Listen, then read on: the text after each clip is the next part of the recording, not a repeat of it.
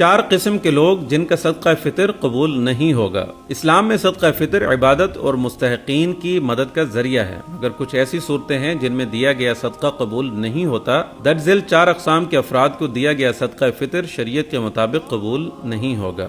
پیشہ ور بھکاریوں کو دیا گیا صدقہ۔ نبی کریم صلی اللہ علیہ وسلم نے فرمایا کہ مسکین وہ نہیں جو در در جا کر مانگتا ہے اور لوگوں سے کھانے کے چند لقمے یا کھجوریں لے کر واپس چلا جاتا ہے، بلکہ مسکین وہ ہے جو اپنی ضروریات پوری کرنے کے لیے کماتا تو ہے مگر اس کی آمدنی ناکافی ہوتی ہے اور وہ لوگوں کے سامنے ہاتھ پھیلانے سے گریز کرتا ہے۔ ایسے ہی افراد کو صدقہ دینا بہتر ہے۔ عید کی نماز کے بعد دیا گیا صدقہ۔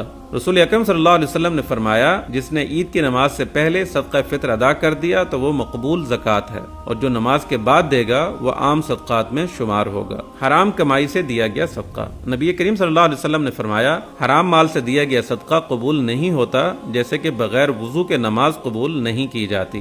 اس لیے صدقہ ہمیشہ حلال کمائی سے دینا چاہیے تاکہ وہ اللہ کے ہاں قبول ہو۔ ریاکاری، دکھاوے کے لیے دیا گیا صدقہ۔ رسول اللہ صلی اللہ علیہ وسلم نے فرمایا جو شخص دکھاوے کے لیے صدقہ دیتا ہے وہ شرک کا مرتکب ہوتا ہے۔ صدقہ فطر ایک پاکیزہ عبادت ہے جو صرف اللہ کی رضا کے لیے دی جانی چاہیے۔